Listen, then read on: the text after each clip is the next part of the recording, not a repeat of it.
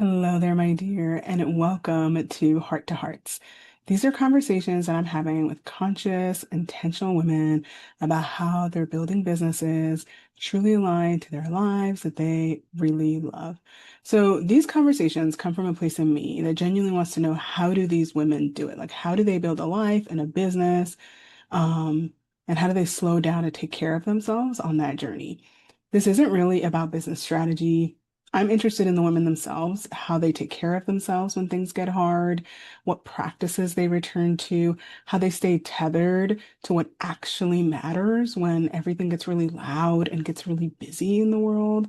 And I've intentionally chosen women that I deeply respect who are doing amazing things in the world.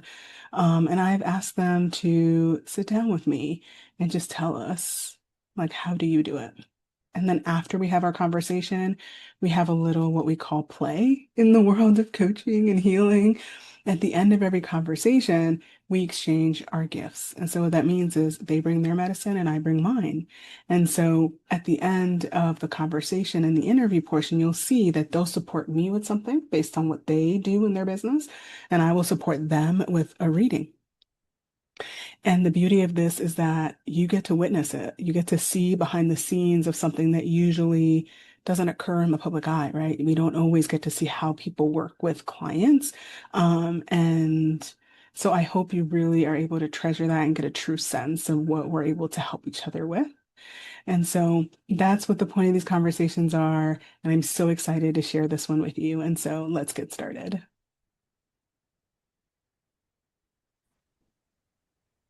Hi, everyone. I'm so excited to be here with Steph Wharton.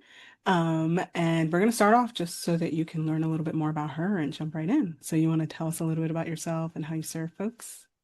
Definitely. Thank you so much for having me, by the way. For those of you who don't know me yet, my name is Steph Wharton. My pronouns are she, her, and Asia.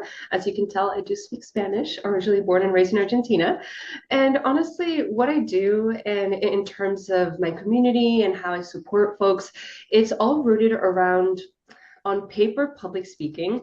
That's usually what I lead with because it's so tangible. It's easy to a certain level to understand and to really grasp. It's like, okay, yeah, we're gonna speak, we're gonna communicate, we're gonna tell a story. So it's about helping folks stepping into their speaker era to build their confidence and just start and grow as speakers.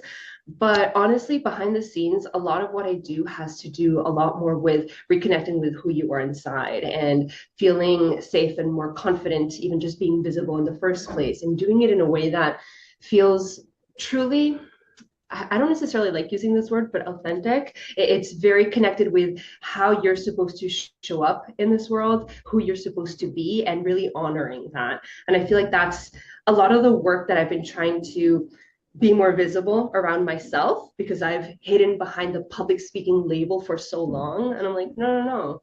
Like the work we could do behind the scenes is so much deeper and more beautiful and more, I don't know, it's deep, it's beautiful, it's raw. And I think it's time for me to start talking a little bit more about that myself. Mm. Yeah. Also, you forgot to mention one thing that I think is pretty important, which is why I also chose Steph to talk to, is because she doesn't just help anyone. She focuses on those of us who are in what I call the margins, but really we're like the center of it all, right? But um, I mean the way they've like taken our cultures and all that stuff, right? We could go on and on because I'm an academic, but I won't. And that's just what I wanted to bring into the fold before we began, because I think that's an important part of your mission and why I sort of like stand by what you do, because there's just such a diverse set of people around you, people who are all doing very much different things. And yet we all sort of feel similarly about the journey to speaking in public, whatever that looks like, right? Mhm. Um, so I wonder for you, could you tell us a little bit about how you got into this work, how you've decided to focus on this within your business? Yeah, absolutely. And I want to validate what you shared because we are the global majority at the end of the day. So, yeah, as much as it's minority, marginalized, historically underrepresented, all the things, 100%, we are still the global majority. And that is the key or the central mission around the speaker movement, which is essentially the movement that I founded. It's the umbrella brand that I typically operate and show up under. And it is all about centering and amplifying the voices of underrepresented folks, whether that's BIPOC, Latinx, queer.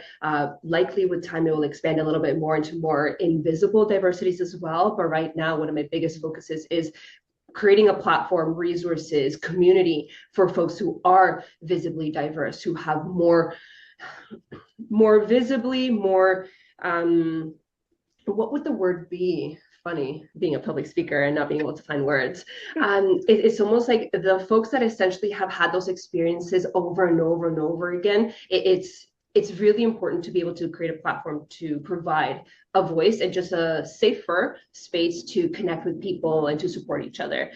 And to answer your question, how I stumbled into that, for me, somebody whose labels are typically all under the invisible minorities label spectrum, if you will. I'm a white Latina, I'm queer, and they're all pieces of my identity that aren't easily acknowledged or seen, right? Represented. It's one of those things where you just kind of hide under the radar, which definitely has its own perks. And it also has the downsides where it's harder to find your community because you can't just spot it.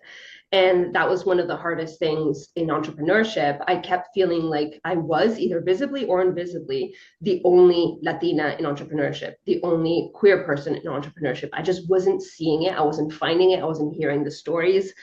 And in my search for a community, even in my attempts to create that community, which failed miserably the first time around, it took me a couple of years to finally, one, have the courage, have the right strategies, the right way of building that community. I ended up doing that. And it started as a pop-up directory. We were celebrating each other, amplifying each other's brands and voices and leadership for Hispanic Heritage Month. And a couple of years later, I think it was almost the fourth year after that, it grew into the speaker movement itself. And I feel like it gets to evolve a little bit every year, which is really exciting. Yeah. Yeah.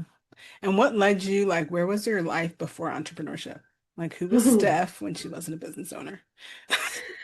She was trying to do all the right things Mm, over and over and over again. I definitely identify whenever folks talk about, oh, the eldest daughter and being the first gen doing this, or having all those experiences where you fit into a box that you take a lot of responsibility and you feel all this pressure to perform in a way where you have to check the boxes, go to university, get the right career, then get married, the white picket fence, all the things. And as an immigrant, I moved from Argentina to Canada. I felt a lot of that pressure too, where it's like now I got to follow not just the standard checklist, but now in a completely different culture where there's almost like a little bit even more competition. I don't know if it's like a media thing or a North America thing, but all of a sudden, um, the pressure to have to do all the right things, but to do them in a really, really good way, like to just excel in your career, to excel in every aspect imaginable. It really, really felt like a heavy responsibility, if you will, on my shoulders. mm, So that was me. I went to university, nothing wrong there. Like it was an amazing experience, but I went because I felt like I had to. Studied business, did that for 5 years. And then I was in corporate for 7 years, again, just trying to traditionally climb the ladder and get the raise and the promotion and the whatnot. And until I think it was almost 3 years that I was experiencing just overwhelm and burnout. And I was having like daily anxiety, weekly panic attacks. And I'm like, no, there's something off here. I don't know if it's the job. I don't know if it just is not my intended life path, but something's off and something needs to change. mm. And what was the change like? It was drastic.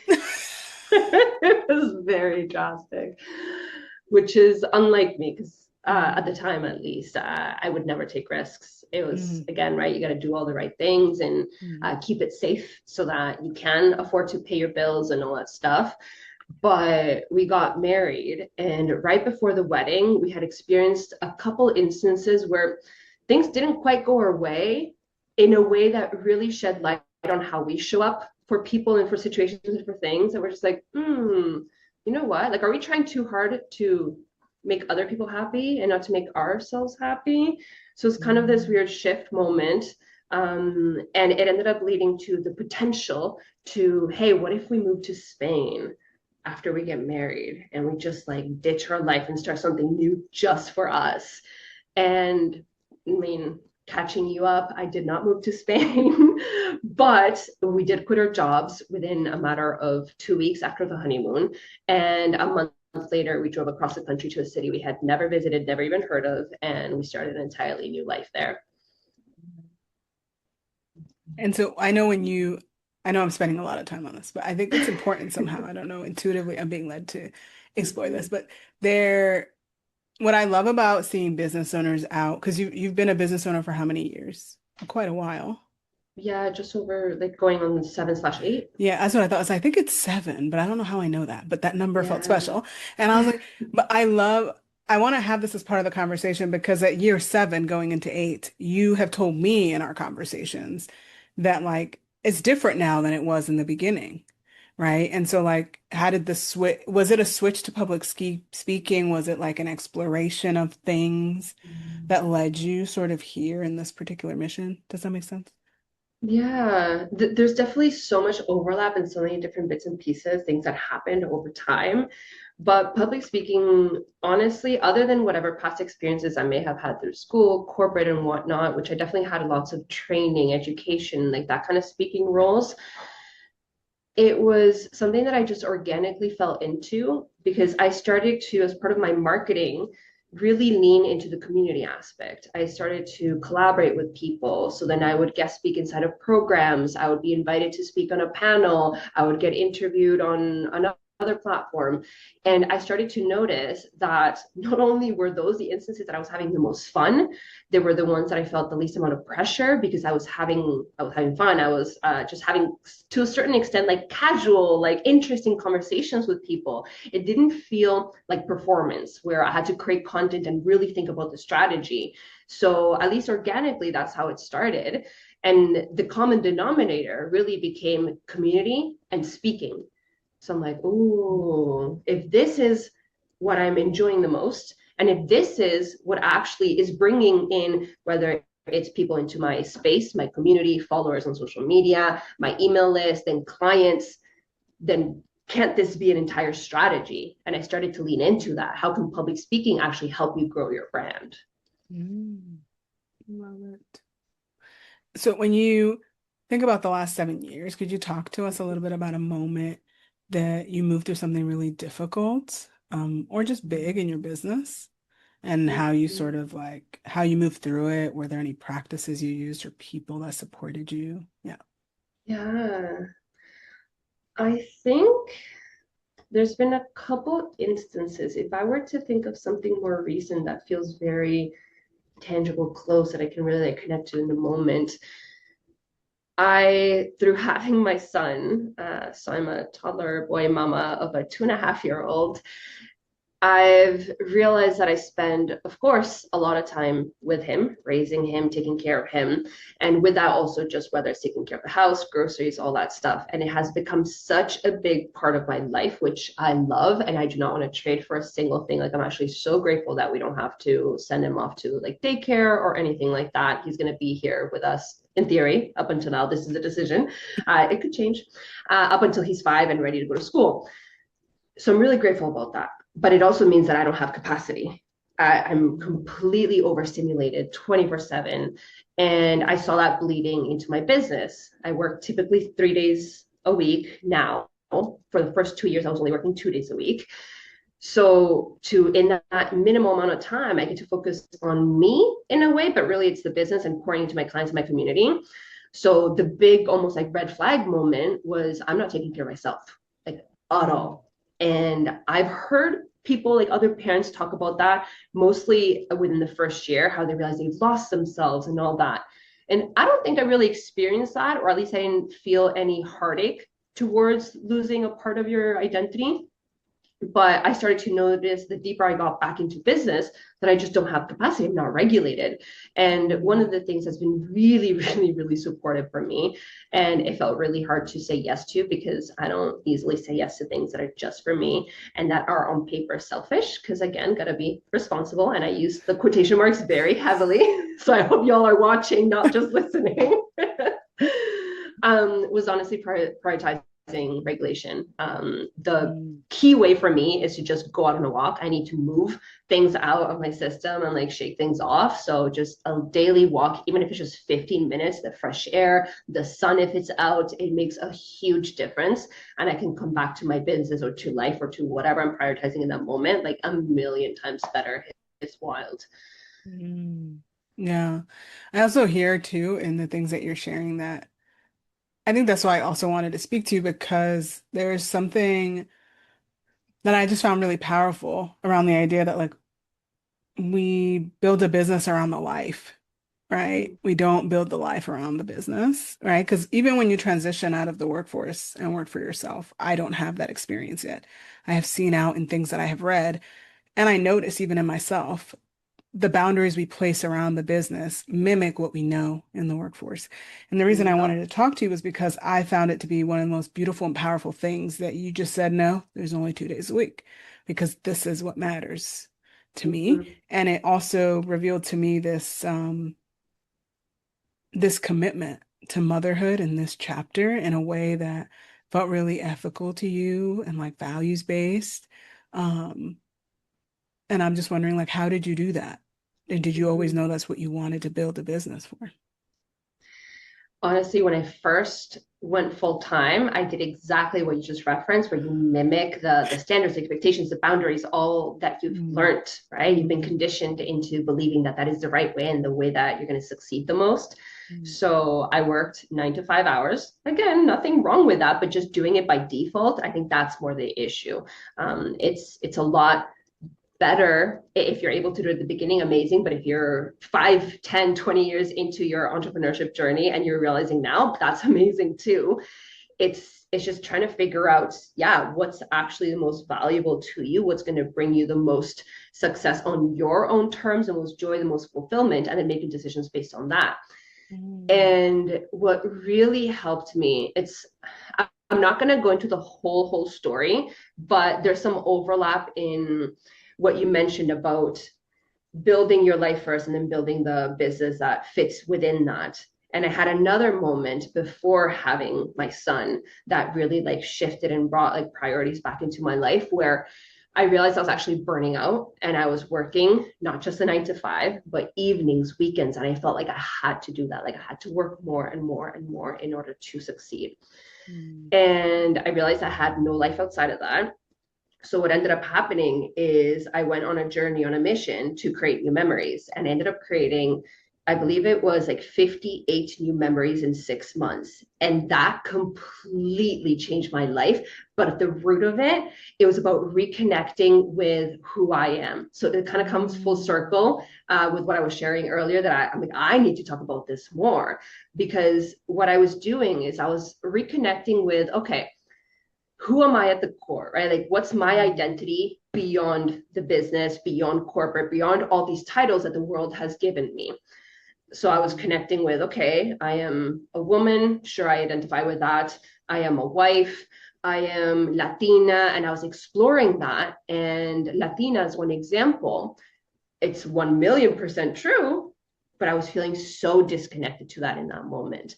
One mm, of the ways is I hadn't really spoken Spanish, at least not actively, in almost 7 years. So I was losing a lot of the language. So my job, if you will, what I task myself with is reconnecting with my Latinidad. And that's part of how I started making memories. I got into dancing, I got into watching shows mm, that were in Spanish, and that brought me pure like joy fulfillment, and it mm, was just a journey of reclaiming who I was, who I am, and who I wanted to become. And I feel like that's what really guides me when it comes to, if I ever, I'm very cyclical, so if I ever run into a moment where I feel like I'm overstretching myself, I'm taking on too much, I'm just not leading the life that I want to, it's like, okay, let's reconnect back. Like, what are my values? Who am I? What do I want to be known for? How do I want to spend my day to day? Is it just business or is it going on little park walks? And having that as a foundation, as a guiding compass, if anything, that's what helps me then set the boundaries that feel good to me. Mm, that's big. Whoa. I was also going to ask you if there are any other, that felt like a really beautiful practice. And it, like, I'm always in awe of people who can do things for more than a few days because I can never do the whole month thing. Or even more than a week. I'm like, I don't know. But what you reminded me that I wanted to ask you about was if there are any other practices in addition to being outside. Um, and also like how does, because you're also, I may get this wrong. You're like a salsa bachata instructor of sorts. So I'm Yeah. like, how does that like fit in? Is that also part of care for you? Is it just joy? Because I think that's care too, but yeah. Yeah, yeah. No, on the days that I dance, I count that as my regulation walk. So if I can get a Ah, regulation walk on top of that, wicked. yeah. But for context, the regulation, the reason it's a walk for me, one, because I genuinely enjoy it, but two, because at least in this season of life, dysregulation shows up like freezing. And what I need in that moment, what I'm craving is to just like numb out. So I scroll, I obsess, I'm just trying to like not think and to basically just avoid everything, right? Right. And I can't access my thinking brain. So in order to do that, if I'm freezing, if I'm like completely stuck in that moment, what I need to do is to move my body. So if it's walking, cool. If it's taking my son to the gym because he's got some activity, awesome. If it's walking around the mall, doing groceries, like anything, I will do my best to not make an excuse. And even if it has to be like a chore, at least I'm moving my body. So dancing is probably the best one. Like it literally lights me up. And it's just like, if I could dance every single day instead of the 15-minute walk, I 100% would. I love that. And do you do it like once or twice a week? I used to do it once a week for like almost 2 years, and Mm. now I'm doing it twice a week. So I'm teaching salsa on Wednesdays and bachata on Mondays. That's so funny. I literally only thought you were still doing it once a week. Yeah. Because that's amazing. Oh my God, that's exciting. I love It's it. really awesome. I recommend it, honestly. I feel like I've it's obviously part of my brand at this point, my personal brand, but it's funny because I talk about public speaking and all that through my content and social media, but I've had several folks reach out, whether it's through the co-work and network fiestas that we have every Tuesday, or even just like in the DMs, they're like, oh my God, they'll reply to a video. You'd be like, you're making me want to get back into dance. I'm like, do it. Do it. It's gonna be so good for your health, for your regulation, for your nervous system, for everything. Yes. Yeah, it's on my list of things when I'm better to figure out. I love it. Because yeah, love it. I think there's just one more question. Like, what would you want someone to know who you feel like is lost or stuck or struggling in their business journey and like why? And what might you guide them to do or to try? I think, I mean, it is good to explore to a certain extent, like why you're feeling stuck and all that. But from my angle and a lot of the conversations that I have with people, I think one of the things that I see very often is it's the overconsumption. I know I experience it, my clients, my community, my friends, like we've all talked about like I can't stop scrolling and like why am I wasting my time with all this? And it really does affect you. Like I know in the past I've always made the excuse that well community like I want to engage with people, I want to see what they're doing, I want to have conversations like organically based on what it is that they're sharing. But it comes back to like reclaiming not just your identity, but your voice specifically. If we're consuming so much content, it is so common for our brain, even in a subconscious level, to start absorbing. So it's the same conditioning that we experience out in society, in the world, school, etc. We're now experiencing in online on social media as entrepreneurs, as creatives. So I feel like just shutting that out, stopping the consuming, stop the scrolling, and instead of listening to everybody else, is trying to look inwards.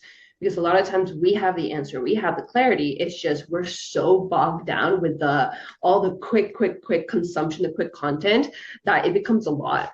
So it could be self-doubt that you're experiencing, it could be exhaustion, boredom, comparison, like so many things stem just from listening to other people as the priority as opposed to listening to yourself instead. Mm. I imagine, is that also what you tell like clients that you work with who are moving through and trying to figure out what they have to say? Because as a person, and I say that mainly because I imagine that's what I would tell my students if they would ever really listen to me. Um, it's like sometimes the answers are not found like when you Google them, like you find them Mm-hmm. as you show up to the page. And because I teach writing, as you show up to the page and you let your brain get on the page and then realize like what you thought you were saying isn't what you're saying, because writing is a process too.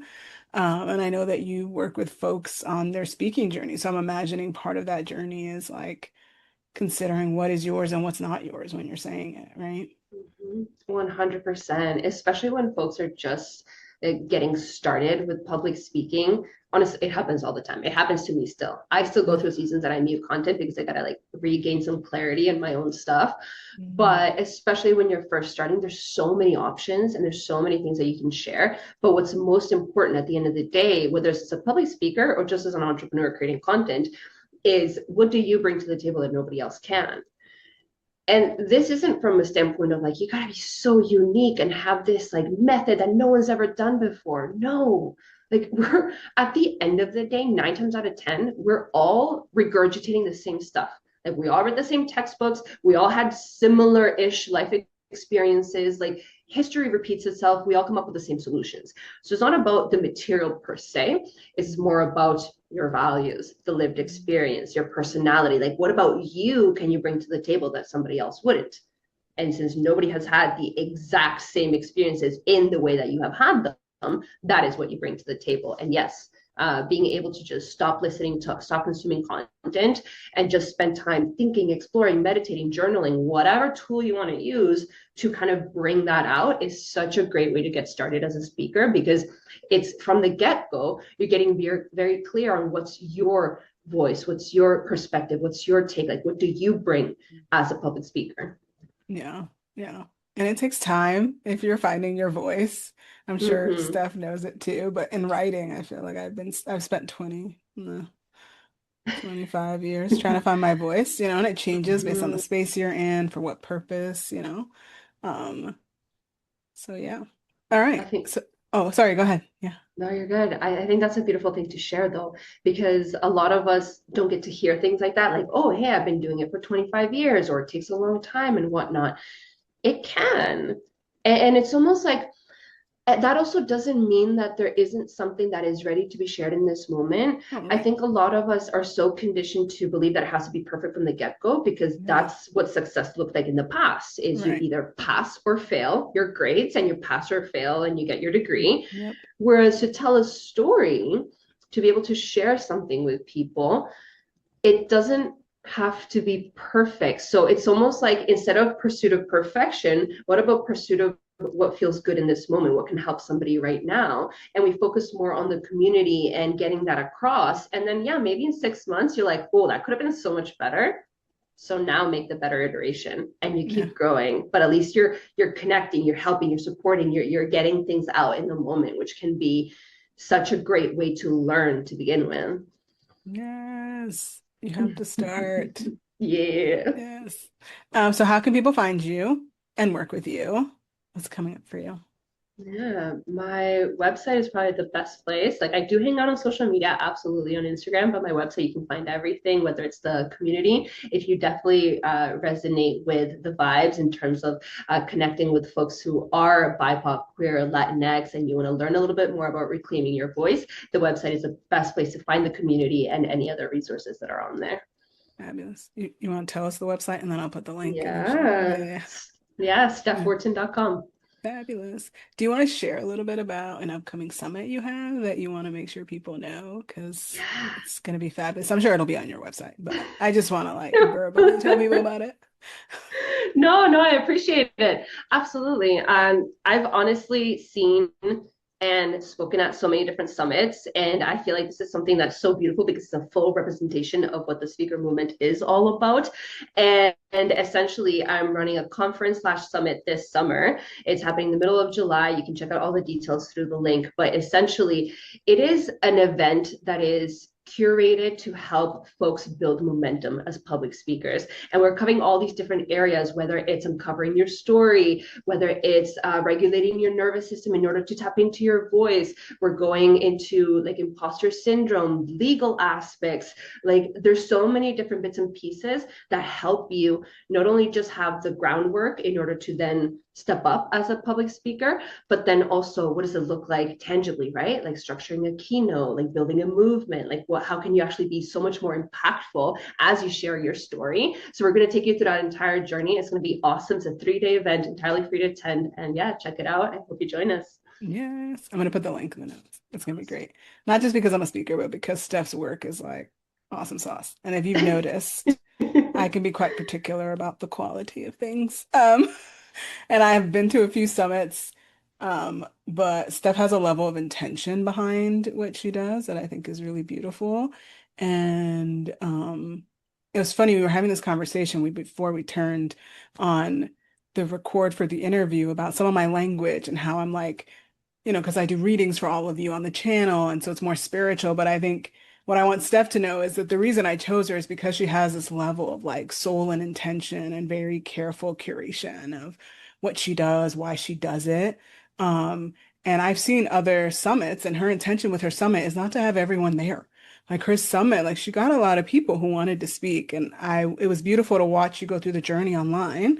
Um, and being like, oh, I have to be intentional about how I seek speakers and in what areas they speak into. And those I think are like the best collaborations when like someone is sitting there like thinking about that so that people aren't being duplicated, right? They do the same exact Mm-hmm. thing, but also that you're like showcasing something in relation to your particular area of interest in a way that like someone is going to need every single component, right? Because it Mm-hmm. speaks to something different. So that's just my way of telling you, you got to go check out the summit. So, um, Thank you so much for that reflection, even because honestly, like these last couple of weeks I've been having, not every speaker took me up on it, but I've been having consultations with each of them to like kind of refine their topics, their presentations, their funnels, all that.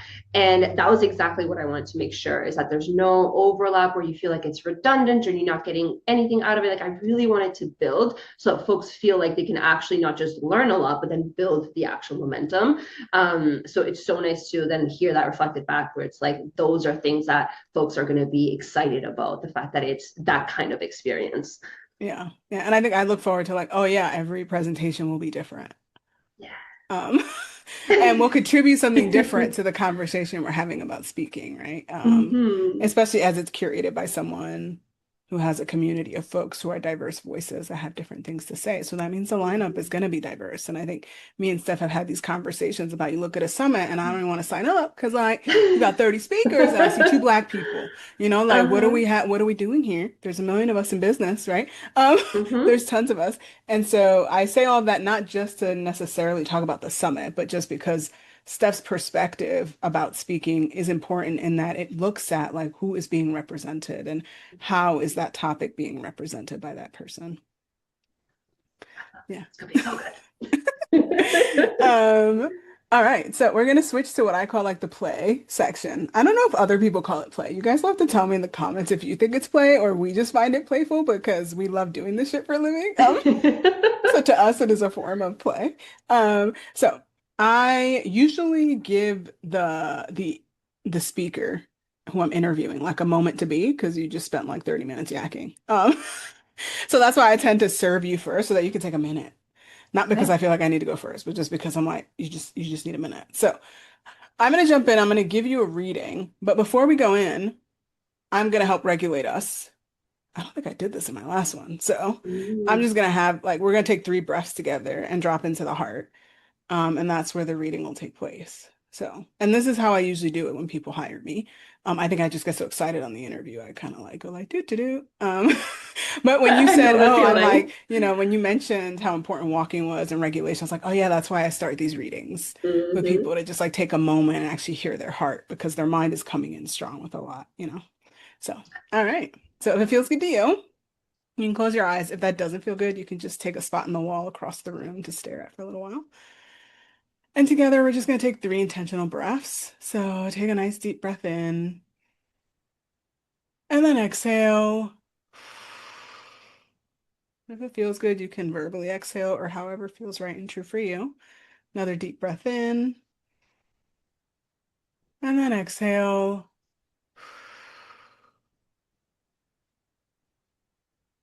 Another deep breath in and then exhale. Just allow yourself to arrive here in the present moment, however you are, keeping your eyes closed if they are. And then imagining you've been in your headspace for the interview, I'm going to invite you to drop into your heart. So you can envision an escalator, elevator, a body of water with a canoe in it. But right now we're in your headspace. And so I invite you with a nice deep breath in, exhale, and then begin to make your way down from your headspace, however you'd like, down your face, down your neck, down your chest, arriving in your heart, knowing there's nothing you have to do, just acknowledging and being with however your heart is at this moment. And with a deep breath in, and then exhale, you can open your eyes when you're ready. All right. So the reading usually takes place in the heart because I just want to make sure we're speaking to what the heart wants to know. Um, the way most readings go is I usually have people come up with like 2 or 3 questions. I know when we were coordinating our conversation, there was a topic that you had. Now that in your heart, do you still want to explore that topic? Yeah, yeah, we Yeah. can go ahead. All right. Mhm. So you talk a Awesome. little bit about what you were interested in. Yeah, yeah. So for context, something that I've been working on behind the scenes and clearly with what I shared too with like regulation and all that, it's actually got to do with creating safety for myself. I notice it's been a big pattern, likely since corporate and all those years I spent so dysregulated and like anxiety and all that. But I've seen it bleed into my business where I'll get really excited about something. I'm a generator in human design, and when something feels like a yes, I go and I take action. It feels so good.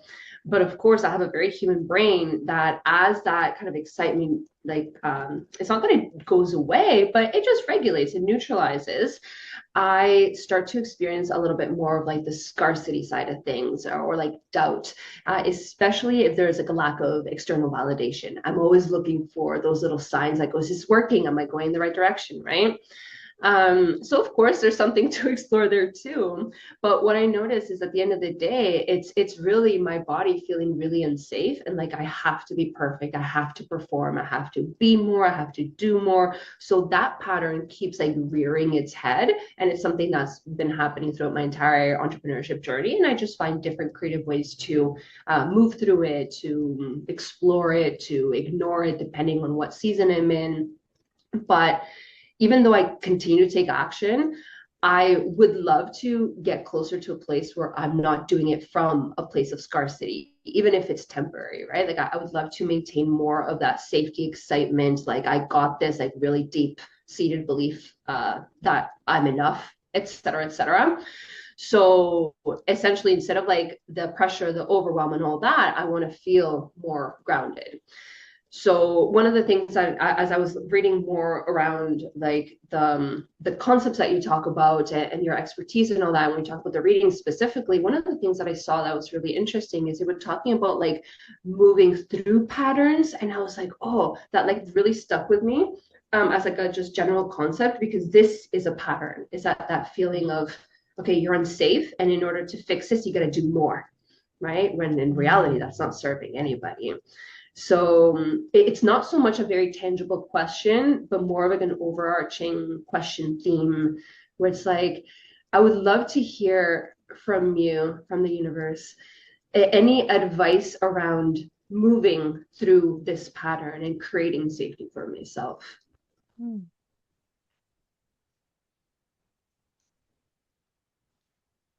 I'm just writing because I often write when I channel. Yeah. Um, so I'm just going to confirm the question. Um,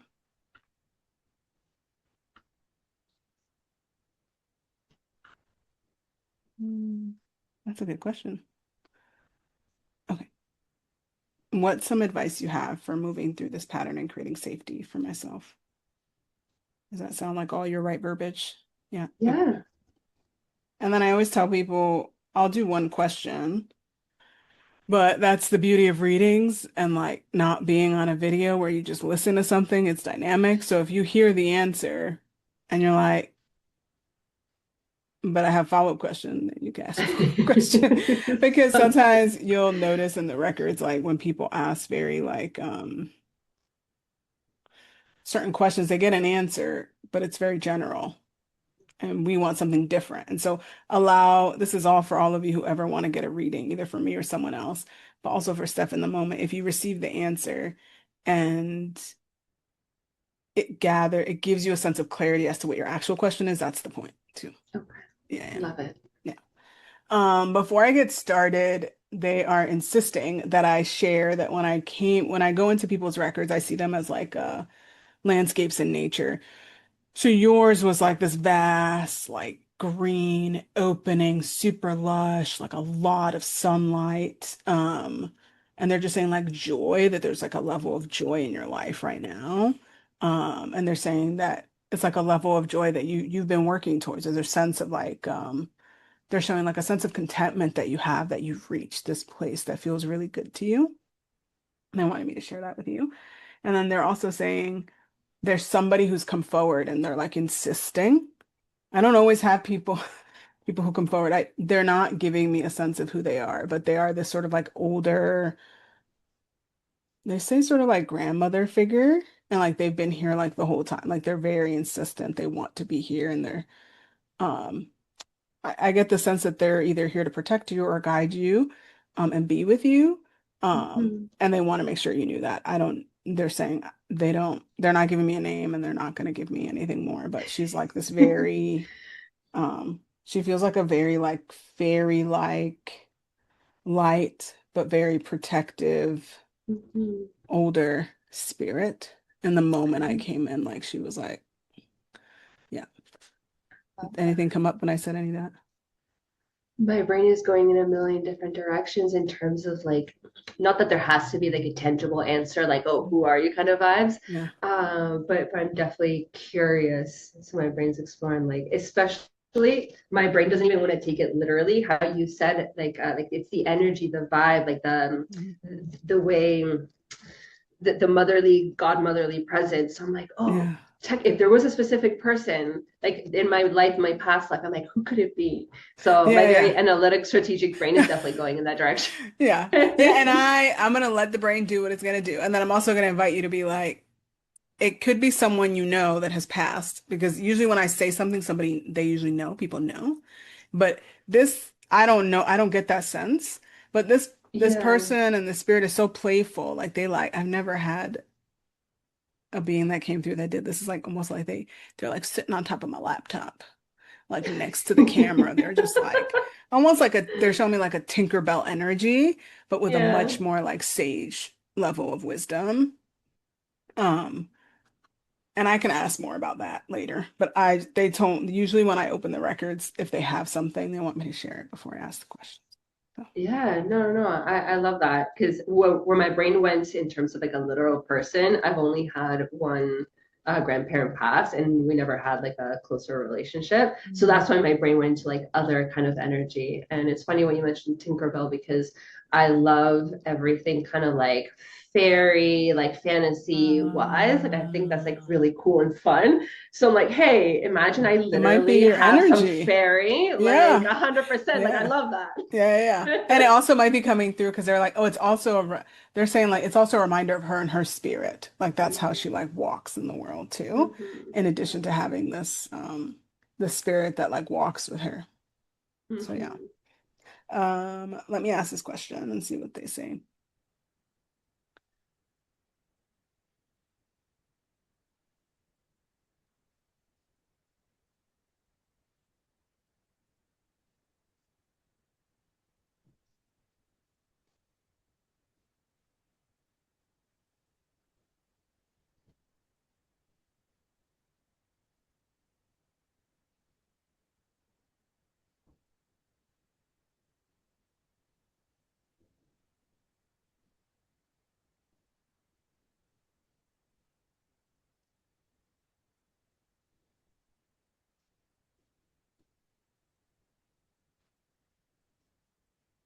So, in the record, sometimes they ask more questions to gather clarity. And so when they said is like, when I asked the question, my stomach dropped as though I was arriving. And they're like, is there no grounding? Like, so they're wondering like what grounds you and like allows you to anchor. Mm-hmm. Um, yeah. They're not. They're saying like grounding, like arriving somewhere. Because sometimes it feels like they're saying like you know how to get out and move your energy, but do you know how to get back in and just let like sit in the seat of your body without movement? Mm-hmm. And then they were like asking this question like, is she making it up? Like, what is the difference between the excitement you feel in doing an activity and the anxiety that you're describing when you don't feel safe? And do you actually know the difference? Mm-hmm. Can you get clear on that so that then you can begin to separate it? Because they're showing me there are going to be moments where you're going to be dysregulated, but it's going to be really good. Like they're showing me like we have orgasms, that's sort of dysregulation, and then joy, and then ecstasy, and then we come back. There's nothing wrong with Mm-hmm. that, right? So Mm-hmm. they're saying like, what are the moments in which you get to have that and then return versus the level of anxiety that is driving like the thinking and the thoughts, like are they different? Are they separated? Mm-hmm. And they're saying like if you can't get a clear sense of that, like maybe that's like the first step as Yeah, you walk yeah. more like consciously is to think about, oh, is like am I okay to be dysregulated right now because this is exciting? It's not like Mm-hmm. because they're saying like in the world they say dysregulation is like a bad thing, but it's like what like the world it's like going up and down always. The question is, can you come back to center Yeah. when that has gone up or when it has gone down? Yeah, I think so. I think at the beginning when we're talking about the excitement, it's the if it's anything, it's the up. So it's like the racing, the energy, all that kind of stuff. So then coming back down can just naturally occurs. If anything, or if I slow sometimes walking, even though I'm moving, I still give myself a place to slow down as well. Um, it's then the other one, it's the going into freeze mode, where it's like that's where the more the scarcity, the doubt comes in. So it's like the excitement sits high up in the dysregulation and the scarcity sits down low. And that's when I enter like freeze mode. And I keep regulating back and coming back to neutral. I think it's almost like big, I don't know if this is exactly the reason, but this is where my brain is taking me because my brain is so used to like you have to do things, everything's a checklist, everything has to get done, whether it's house, business, parenting, personal, regulating, everything is a to do. Is that after so much regulating on top of everything else, it's almost as if my battery runs out, where it's like, well, I'm just not going to regulate anymore because I'm max, I'm tapped. I'm just like, do I really have to work so hard to be neutral? And so then that becomes exhausting in itself. And that typically happens once the dysregulation, even if I've been regulating, it's just, it's been a season of too much, too hard in a row. So I'm just tired of regulating back constantly as a chore almost. Hmm.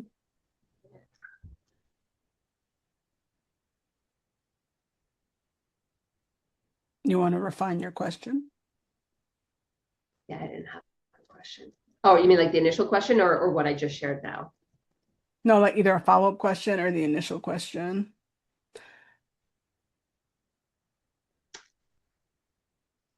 Hmm. Mm, how I feel like there's two trains of not trains of thought, but almost like two avenues. One is the regulation and bringing it down so it's not so much a chore because it's not at first. It just eventually it just becomes another to do. But then there's also more the safety core part. It's like if you felt safe, then you wouldn't feel as much pressure, you wouldn't be as overwhelmed. So then regulation and everything else would feel lighter and it wouldn't feel like a pressure filled to do. It would just be a neutral to do. So it's almost, I'm not 100% sure on the Mm. question yet, but it's almost like, They're saying like there's what you're doing in they like start talking after they hear you explain things. So Okay. they're saying that in regards to safety, there's it's always so hard. 'Cause they give me words and I'm like, you really want me to say all that? They're like, yes. So they're saying like you're doing too much. Like that was like the big word. And you're trying to say that because you can't do all that too much, that you're not safe enough to do it. And that's just not the truth. Truth is you got a lot going on. Hmm. And so you're trying to create a level of safety in a place where you're already tapped. How is that? Like they're saying it doesn't, like it's Hmm. not in alignment. You're not going to be able to find that there. If the question is, how can you hold more and feel safe in your body to do so? That's a different question. Look at your face, you're Yeah. like, no, I don't want to hold more. I see it. It's not even no, it's not even that. What's like really resonating slash like where my brain's going is yeah, it's not even about creating safety so I can maintain or hold more or whatever. It's like it's almost like I want to ask like my own brain, my own being, like, why the heck do you have to do more in order to feel safe? How can Mm, you find safety without having to force yourself to do more all the time? Because I mm, think that's almost a pattern. It's like in order to feel safe, I'm always overcompensating in the, as a way to describe it, and always more and more and more and more and more. I got to do more, whether it's more projects or more things within each project, whether it's business, life, whatnot. But it's like, can't you just find safety in doing nothing? mm, Not that I want to do nothing, but like that would be the perfect foundation because then there's no pressure to do more. I get to choose to do more. mm. Okay, let's see what they say.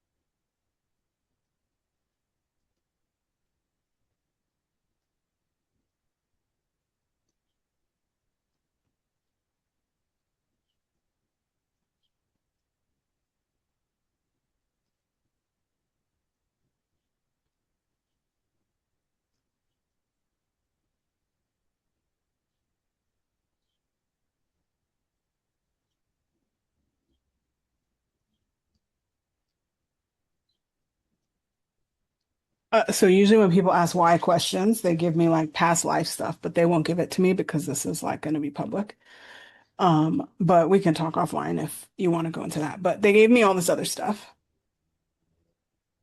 And they're like, well, what is safety for you? Because it's different for every person. And they're saying, is it really doing nothing? Mm-hmm. Because, they're showing me an image of myself to show you as an example. My level of safety is sitting somewhere with a book. Like it's like literal, like doop, doop. And so Mm-hmm. they're saying you can only gather safety by practicing it and acknowledging what it actually is for you, because then you can cultivate the sensation as you keep going. So if you know doing something is not cultivating safety, or if that's your response, then what is it that does anchor safety? And they're saying it can be people, but they want you to find other ways that make you feel safe. Mm-hmm. And I then love that. practice and like actually sit and be like, what does safety feel like to you? Mm-hmm. Because I that love that so sensation is the much. only one that you're going to be able to sort of Mm-hmm. return to when you're like in a moment of like, oh, I'm doing a million things. Um, yeah, but they're I saying this is like a Yeah, they're like showing me what they show me with people who have been on like a soul journey with one thing for a long time. Mhm. And they're saying like this is like the harder something is, the more it's the work, is what they want to remind you. And that means it's your work as a soul. That means it doesn't always just get resolved as quickly as you would like. And so, and what they show me is like they'll show me you at like different ages, and then they show me like, and it's almost like a spinning globe that shows this soul like moving through this particular thing. And then in the middle, they're showing me like there's a fracture that has separated you. So it makes it difficult for you to like feel good in safety. But Mhm. they're saying there are spaces and there are places that feel safe. And so what you need to do is enter those. They're saying preferably without the baby, by yourself, so that you can like actually feel it. Mhm. Um, yeah, they're also saying like there could be a difference between like how it feels to be held when you're alone versus how you're like safe, how you feel safe when you're being held by someone else or the earth. So they're saying like there could be different levels and textures to it, that it doesn't Mhm. have to just be one sensation. Yeah. Yeah. What comes up for you when I share all that? I really love it because the way the little path that my brain started taking, it tied back to two things. One being the initial vision that you were talking about with like the landscape and like the green grass and whatever.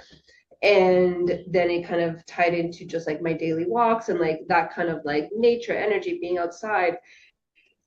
And then it tied into dance as well. And it's like those instances where I'm truly like in the moment, living, experiencing. A lot of the times my brain associates that with like this is a true definition of success, right? Like I'm just like living my best life. I created this with my own two hands, like that kind of energy. Like this is my life. Holy freaking shit. Like you created this amazing success. Done. Mhm. Interesting thought, reframing it as safety.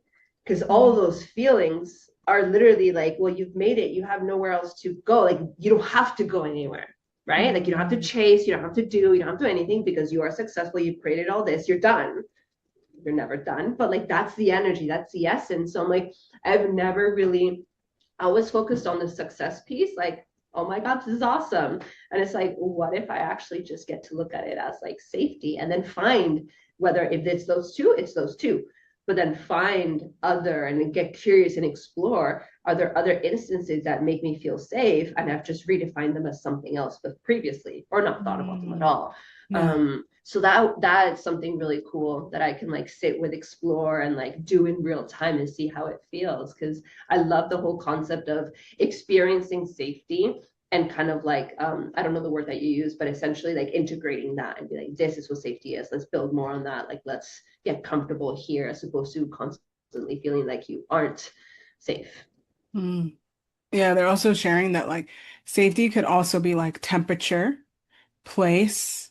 Mm-hmm. It could be something you engage with in nature. So like, they just gave me all these images to share with you of like, I feel very safe in warm water, very hot Mm-hmm. temperatures, right? So it's like, it's just reminding you that like the exploration can be activity, it can also be touch, it can also be people, Mm-hmm. it can be temperature. Um, yeah. I love the idea of incorporating the senses because literally, no matter the activity, as soon as I'm outside in some capacity and I feel warmth, not heat, but just like a nice neutral warmth, immediately I'm just like all the tension that's built up just kind of like releases. And I'm like, this, like, I hate winter. I've always known that. But it's interesting just seeing how your body reacts to then the opposite, right? Mm. Being tense and bored, depressed, whatever, all winter long, and then just feeling a complete sense of safety as soon as the sun comes out. It's like, what? That is wild. And being able to then incorporate it like consciously to be like, Mm. okay, well, let's tap into that, right? Like I'm Mm. not that I feel unsafe right now, but I was Mm. going to say there's a certain cool air coming into the room that Right. I'm in right now. So I'm like, maybe I need warmth and comfort and all that, right? Yeah. Like Yeah. that's really cool. Yeah. Mm-hmm. Mm. Alrighty. I hope that was supportive. It really Yeah. was, and super interesting and cool to like witness that because it's such different energy. Like just even the entire conversation slash interview we've been having, like I can really tap into your energy more than I ever have been able to before. Um, And then it's really cool to just like watch the process and the it's not speed, the the movement, the pace mhm. at which things move when you're doing like your magic, essentially your I'm wisdom, glad you think it's your magic. beautiful work. But yeah. No, it's funny because I think that's why I love doing the work because I move very fast in the world. And this is like, nah, you need to take it down a notch. Like Yeah. come back. And then they can only deliver so much because I can only channel so much so fast. Mm-hmm. But yeah, thank No, you. but that was amazing. So thank Yes, you. thanks. All right. We'll transition to you. Mm-hmm. You mean to you, Oh yeah. technically. Well, to me being client, yes. Yes. I'm So excited. same as me, there was something you were sharing. We even started talking a little bit about the themes throughout our conversation earlier. But essentially, I'd love to open up the floor to you if that is something that you want to explore a little bit more specifically, either from your lens or from a general lens. Either way is good. Yeah. But I would assume if you want to be taken care of, supported from a coaching perspective, the floor is yours. Yeah.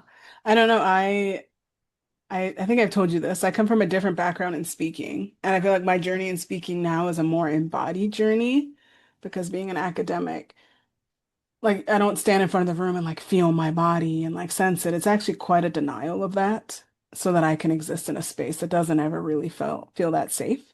I think Mhm. teaching feels a little more safe because it's like I can close the door and be with them, and these students are wonderful students who I love supporting. And so my journey as a speaker feels complicated by the idea that I don't really want to be known for what I have a great deal of experience and time learning. Mhm. And so it feels like I'm, even now in the business, I'm on like year 4 in June. It's like I'm pivoting and it's harder because it's all this stuff that I did with you at the end. And I've only been doing that in the context of my current lifetime, like 3 years, you know? Um, Mhm. and so some of my questions for you were more like, how does someone who's new sort of beginning this journey of figuring out their speaking sort of path, like how do you help them explore like what they could talk about? And in what ways they can begin that in different ways that might feel a little easier than jumping on the other end of the pool, if that makes sense. Yes. It's funny because with some clients, the answer is what we actually referenced a while back. It has to do with do, right? Like Mm, practice by doing the thing and then building that proof that you're capable and you're doing the thing and that you have the skills and that it's fun and all that. But then for a lot of other folks, if we don't start with doing, we start with a lot of the exploration work behind the scenes. And mm, one of the questions that comes up for me at first, especially because you talk about pivoting, shifting, not necessarily talking about the things that you're so well known historically in your career and whatnot. When you think about public speaking and you're trying to figure out what can I talk about, do ideas come up? What's happening there as you explore the concept of speaking? well, because I'm an academic, I think like I need to be given context and situation before I can come up with topic, even in the context of the new things I want to talk about. So, I submitted to your summit and I was like, oh, I think this idea would be great if I merge these things. And so when I have to think of collaboration, it's like easy. I can like bloop, bloop, bloop. Like my brain does bloop, bloop, bloop. Like I did that submission for your summit and it was one of the fastest ones I've ever done. And it was like, oh, it's just because I took all my gifts and I said, this is what I'm finna do. And I understood you and I understood the mission and I understand the purpose. And that's often how it is for like bundles and summits. But when I have to like sit there and be like, the thing I want in the deepest heart of my hearts is to like have like a stadium of people come and listen to me and experience what I have to share with them and support them in some way. Like I'm like, what the fuck am I going to talk about? Um, and so I'm like, well, Mm-hmm. I guess I'll wait till I get the book done. and then I'll have Mm, something to fucking talk about. And I think that comes from training in academia. It's like you have something to stand on. So you'll. And so I think that's why I wanted to pose this question to you because that's what comes up. It's like, well, if it's my own stage, I don't know. And I don't know where I would take mhm, people, and I don't know what I would do. There's a lot of things versus it's like, oh, I could use energy work in the context of helping someone find a story. I can use this work to help women, achieve their dreams. But when it comes to like me creating I'm like, yeah, I hope that answers mhm. the question. Yeah, no, no, no, it does. So with collaborative, with other people's stages, if you will, there is the context. Hmm. So where, if we were to assume we can't read their minds, but where does the context for these platforms, where these people come from? It could be one idea, there's probably a million answers, but if we were to think of one potential answer, Can you repeat the question? yeah, yeah. Hmm. So you see an event, Hmm. you're gonna go apply. Hmm. If you had to take a guess, it can be a very generic answer. Where do you think the idea for that event, the theme came from? I'm assuming it's one of like I'm imagining it's got to be a core value or very much connected to their brand and what they stand for. Hmm. Yeah. Okay. So, like I said, there could be a million answers, but that's a great place to start. So, if we're looking at one of their values, one of the things that their core beliefs, their core part of their brand, if we were to look inwards, what are some of your values? I knew you were going to go there, and I was like, but Yeah, I mean, you led the and conversation like then. my own brain impulse was like, but what am I going to say about that? And I think that goes back to like this moment we had in one of your workshops where we were in breakout rooms and I shared a story and it was so wonderful. You all were listening. I hadn't planned that. I didn't know where I was going. It's part of my tenet of like helping women find their voice and figure out where it goes. But to me, it's like, is that enough? I think my training comes in hard when it's like, really someone's gonna sit there and listen to a story. I also have experience of sitting in a classroom and there are moments where I share stories with students that have to do with real life, and all of a sudden they pay attention. They don't care about the paragraph. They don't care Mhm, about this word. But the moment they're like, oh, miss, really? You went through that? Like they're mhm, like paying attention. Whether it's sharing my own story or sharing another student's story. And so you're reminding me this is the thing that I'm like constantly struggling with. It's like, how do I make the story enough? Like my story enough. mhm. Yeah. Why do you think they're reacting that way when you're sharing a story that they're so interested and engaged? I feel like they're actually learning. Mhm, Um, one, and two, I think some of them are like, oh wow, I guess you are like me. mhm, Because I have 3 degrees. So I'm like, yeah, but I'm the only one in my family. I'm the only one who did this. I'm the only one who did this. And they're like, oh. So I'm imagining it's mhm. because they can somehow relate or because they feel pulled in to the way that I'm expressing it. Oh, I love that.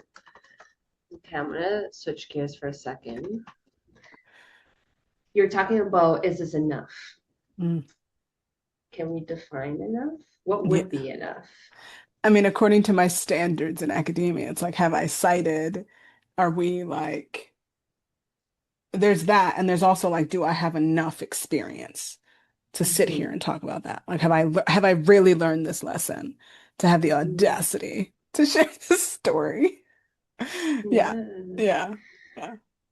So there's two things there. Have I learned enough? Do I know this inside and out?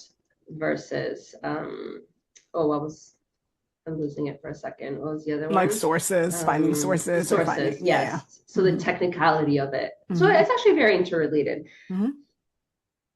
Is that what's going to resonate with people? Is that what's going to stick with people? Actually, let me Hmm. take a step back. What kind of experience do you want people to have when they're hearing you speak? Hmm. I want them to feel that things are possible. But there's also a part of me that struggles with like how I want people to feel because the work I want to do as a speaker is to help.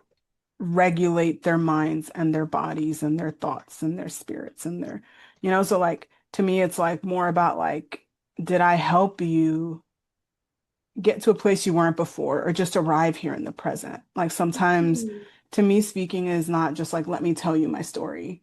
I also want you to experience what it's like to gather a level of wisdom about yourself and your life when you're with Yeah. me, because I just think to me, it doesn't feel like enough just to share my story. I think I have a gift, and I want you to Mhm. remember like the gift that I feel like I've been placed on the planet for is to help you quiet your thoughts so you can hear yourself again. Mhm. So then, based on the gift that you have to help people achieve that, and then also using your more analytical academic brain, what is the path to get people there? You don't have to give me like a framework, but what can you give Story. people? Story, okay. Yeah. Anything Yeah, it feels else? like they need to, the people that are attracted to me need to hear the ways in which we're connected Mhm. in a way that lets them be able to like settle. Like I can trust this lady because she like gets it. Yeah. And I think because I'm a woman of color, I want people to like be in this space like she gets it. Like she's not gonna do the stupid shit. Like she gets it. And sometimes to me that happens like through story and to like setting up the guidelines of the space so that people feel comfortable enough to be like, okay, she like knows how to do this. She knows how to hold this space. And isn't Yeah. gonna take shit. And is gonna like appropriately facilitate this in a way that engages and accounts for many bodies that are here. I love that. Is there anything else that comes to mind that can help people get there? Mm.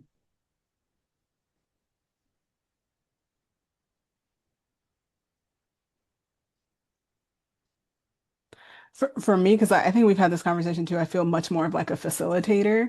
And so sometimes I Mhm. feel like writing um is something that always helps me get there. Uh, but I want to present that to them in a way that hasn't been presented before. Because people hear journaling and writing and they're like, ugh, ugh, feelings, ugh, ugh, you know.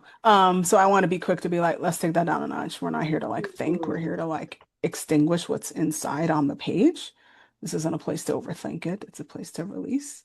And so using Mhm. that tool has always felt really amazing to me and one that I think I can help others facilitate for themselves too.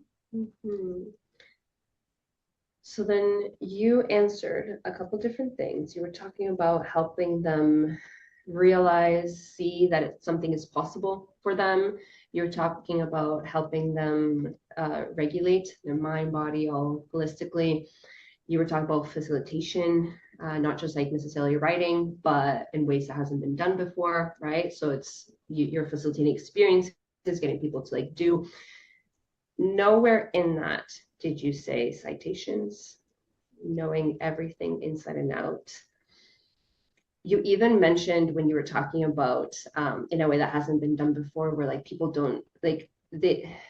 I don't have the exact wording. I made a couple notes, but not on that one specifically. But you were talking about the concept where it's like people need something in my words, like some like a cool, fun, like this is interesting. I get to experience this versus now I have to know all these things. Like there was something at the end that you said that had like that kind of theme. Like I don't want the boring stuff. I want something that I get to like really like move through. And that just carries the theme of everything else that you've shared. So I'm curious what comes up for you with that when your answer is so far removed from what you shared earlier. All I good. I have been marinating on your question. And basically all I have to say is like I think I have in my mind an idea of what a speaker is. And it's one that feels very like masculine and white, where you just show up, you talk, and you get paid. And that has always made me uncomfortable. Just because that's just Mm-hmm. not who I am. And so when you said that back, I was like, oh, maybe that's where all this is coming in for me, where I sometimes I think there's something wrong with me because I don't just want to share a story. When in actuality, it's like, well, what if it's just me? Like, what if that's just how I agree to speak and be, you know? Um, but yeah, I don't know if that answered the question. My internet continues to be unstable. Yeah. But can you hear me? It, I can hear you Okay. now. Based on what you were sharing, especially like at the beginning of that, I think it'd be really beautiful, especially this is an assumption, but based on your past life, even your current life, but you've been now exposed to for so many years to that one version of what it means, what it looks like to be a speaker. Especially in academia, I can imagine that there is a lot of, let's say, older white men in those positions of leadership on those stages, etc. So as a little experiment to start looking for noticing when there's other speakers, right? Not gonna lie, it's gonna be a little bit harder because there's not as much diversity as we need there to be. And that's why I love the fact that this is so timely with the speaker movement. But I would challenge you to do that. Surround yourself by speakers that either look like you, sound like you, share similar values, and start to not necessarily consume their content because that's so funny. One of the tips I shared way earlier was to not consume content. But I think one of the things that could be so healing for you is to actually start redefining what it means and what it looks like to be a speaker. You can do that exploration internally, but you can also do that by exposure therapy, if you will, but just looking for and collecting proof that there's actually so many badass, whether it's like Black women, Indigenous women, Latinx women, and even non-binary folks, just anything that challenges the status quo that you're so used to start to show you that actually to be a public speaker can mean something entirely different. Mm. Yeah. Yeah, I appreciate that. Sorry, I'm just jotting that down. Um, um, that was really supportive. I was jotting it down because you made me wonder about a couple of people. There's one person whose workshop I think I went to, and it was only an hour long. And I was like, that's it? Like, that's all you have to do? Um, and Literally. I was like, why do I fight my gifts? Like, It it's could just literally like, be a 15-minute speech and that's yeah, it. yeah, like this person literally just like read something, spoke a little bit about stories, had people write, and then she was done. She just sold her thing. And she had, I think, someone else do an activity that's clearly not her, that's not her gift. And she's an author that I love. And I was like, that's it? Um, and so I'm gonna keep looking for those people. Yeah. I appreciate you sharing that and being with me through the internet. Fun times. Yeah, of Yes. course. No, it's Yes. been wonderful. Yeah. Let everybody know, remind them where they may find you, how you may be able to help Yeah. them. Absolutely. I would love if you just come explore the website. There's a private community speaker movement within it. So you can get to know Raquel even more intimately, as well as myself and everybody else inside the community. And you can find it on stephwharton.com. And we'll have the conference coming up real soon too. Yeah. They're like Tuesday co-working. Mhm. She calls them co-working networking fiestas. Is that right? Yeah. Okay. Yeah, I nailed And it. I love it. And so if you need a space with other fun people to get work done in an hour and a half on a Tuesday, Eastern afternoon, Yes. others might be. Definitely check out the community. It's a good time. So Would love to have you. yeah. Thank you so much, Steph. That was so much fun. Thank you. That was wonderful. Yep. And we'll see you all later.